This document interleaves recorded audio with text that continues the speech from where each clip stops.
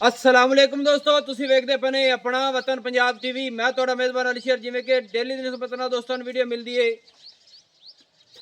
माशाल्लाह। बाखड़ी मझ पहलण और भूरे रंग की कोशिश थोड़ा वीर करता है कि रेट ही मुनासिब होवे। बाकी अज मझ चैलेंज नाल फिर लगेगी। मझ को दुध भी तकरीबन 7-8 लीटर है।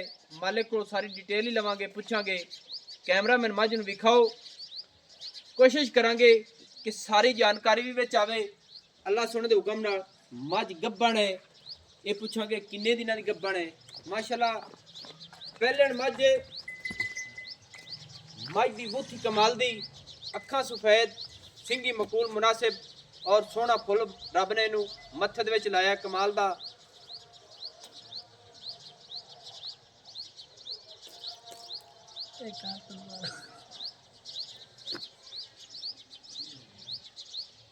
गर्दन मझ दी वेखनी दोस्तों, कूंज वर्गी छोटी जी मकूल, छोटी जी गानी पा दी। बिल्कुल मझ दी गर्दन दे विच पूरी पशम, मझ ते चप्पे चप्पे दी भूरे रंग दी माशाल्लाह कमाल हो गई। और कन्ना दियां धरोनियां मुड़ियां होइयां। लेना देना नसीब दा हुंदा दोस्तों। कद मझ दे चंगे, हड्डी बाडी मझ दी हर चीज़ इंशाल्लाह क्वालिटी वाली है। दुनी दा बिल्कुल निशान ही नहीं। माशाल्लाह कद मझ दा चंगा। इत्थे तसल्ली कर लेनी दोस्तों। माशाल्लाह एडा आम कद किसी मझ दा नहीं होना। वक्खी बिल्कुल मकूल मुनासिब, छोटी जी बिल्कुल सीधी पदरी गाडर वर्गी कच दा खिलौना है दोस्तों वास्ते ढूंढिया है। माशाल्लाह बाकी लंबाई मझ दी बड़ी कमाल दी है। माशाल्लाह खुड्डा मझ को कमाल दा है। तसल्ली करावांगे इंशाल्लाह हवाने दी।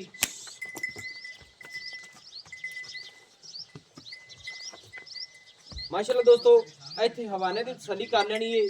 हाजिर टाइम मझ तसल्ली कर लेनी इंशाल्लाह कि मझ ताजियां दे बराबर खड़ी है। मझ मेहनत इंज ही लगती है जिवें ताजी है। माशाल्लाह कोशिश करने हैं निक्या मतलब पैड़ा खोली ना थोड़ी तोड़ नहीं नहीं पैड़े समेत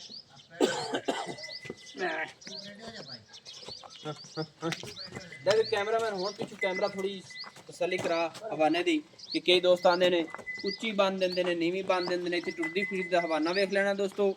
मुठ मुठ दा थण अपनी अपनी जगह ते माशाल्लाह कमाल दा। और सूह दा डोडा भी खड़ी रन दियो तसल्ली करा लैन दियो। सूह दा डोडा ही सफेद है। तसल्ली दोस्तों कर लेनी है कि फड़े दे विच चारा कर दी है, लेकिन नहीं वीडियो बना के उस तो बाद इनू दोंद विच दिल किते उन्हें छड़ दे सन। खुड्डा मझ दा माशाल्लाह फुट दा चौड़ा है, पूरी बरीक है। पुछड़ देख लेनी डोर वर्गी आ रही है। थण पूरा पावर वाला और मुठ मुठ दा अपनी अपनी जगह ते हर चीज़ क्वालिटी वाली है। चलो बहाने नू भाई हम 2 मिनट आओ फसन टाइम दियो।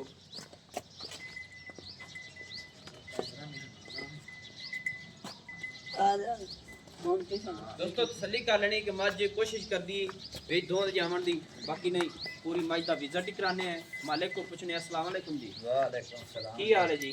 ठीक ठाक सब खैर है? अल्लाह दा करम भाई। पहले नंबर ते तक हाँ कहां तू ये गल की मैंने कैमरे च ना आवन दी है। हां जी एवें ही है हां जी कि दोस्त आंदे ने भी तुसी भी खांदे ने नहीं करदे ने। हां जी अपना असूल नहीं है। हां जी अच्छा ये पहले ने अपनी मझ बिल्कुल पहले घर दी पहला अपनी सुआ सुई है। पहला सुआ सुई हुई कितने चेर दी सुई हुई है? तकरीबन इनु भाई 2 महीने सुई नु को तनो बच्चा मर गया इस अच्छा ते बच्चा मरे होया ए 2-4 दिन को 5 दिन मिलदी रही टीके टूके ते टीका लांदा रहिया। उस तो बाद हुन कोई भाड़ा नहीं, कोई थापी नहीं। अच्छा निसंग दे हेठ बह जा ते 7 गडवियां दुध दियां जग तो बगैर मेन ले फुआरा छट्टा कोई किसे किस्म दा कोई रोड़ा नहीं। ये नहीं कि मझ को जो बच्चा मरिया है उस तो बाद 4-5 दिन टीका लिया हाँ सो 4 दिन टीका लिया उस तो बाद मझ थापी ते मिलदी है। बिल्कुल थापी थोड़ा ये भाड़ा पा दी हेठ बह हाँ जाए। जी हेठ बह जो 5 मिनटां तक मैं पसदी है। सही है 5 मिनट सह सारे होंदे ने। ते दूसरी गल ये है कि मझ जेड़ी अपनी हाजिर टाइम यानी कि चुआई दे विच फर्क नहीं है। इक्के टाइम चोना दोवें टाइम नहीं आपा इक्के टाइम चोंदे होने किस टाइम चोना आपा खुदा न जानदे नहीं इक्के टाइम चोने आ हुन बस चोने हैं हुन यानी कि हुन चोमन दा टाइम होया खड़ा हाँ जी है। चोत देख लो हुन मझ दूध अपनी काट जसी कितना 7 गडवियां जग तो बगैर चिट्टा दूध। अच्छा जाग तो बगैर 7 गडवी मझ दूध देंदी पई बिल्कुल जी गब्बन होई है कहानी 18 दियां दी गब्बन होई इनु मेरे को तारीख लिखी हुई। अच्छा ते ए ਕਿਸੇ ਚੰਗੇ ਜੋਟੇ ਤੋਂ ਕਰਾਈ ਹੈ। ਜੋਟੇ ਬੜੇ ਚੰਗੇ ਤੋਂ ਨਵਾਬ ਤੋਂ ਕਰਾਈ, ਸਾਲਮ ਖਾਂ ਰਾਤ ਦੇ ਜੋਟੇ ਤੋਂ ਕਰਵਾਈ ਹੈ। ਅੱਛਾ ਸਾਲਮ ਖਾਂ ਰਾਥਰਾਂ ਦੇ ਕੋਈ ਜੋਟਾ ਹੈ। ਹਾਂਜੀ ਉਸ ਜੋਟੇ ਦਾ ਨਾਂ ਕੀ ਦੱਸਿਆ ਜੀ? ਜੋਟੇ ਸਾਲਮ ਖਾਂ ਰਾਤ ਦੇ ਜੋਟੇ ਤੋਂ ਕਰਵਾਈ, ਉਹ ਵੀ ਬੂਰਾ ਨੂੰ।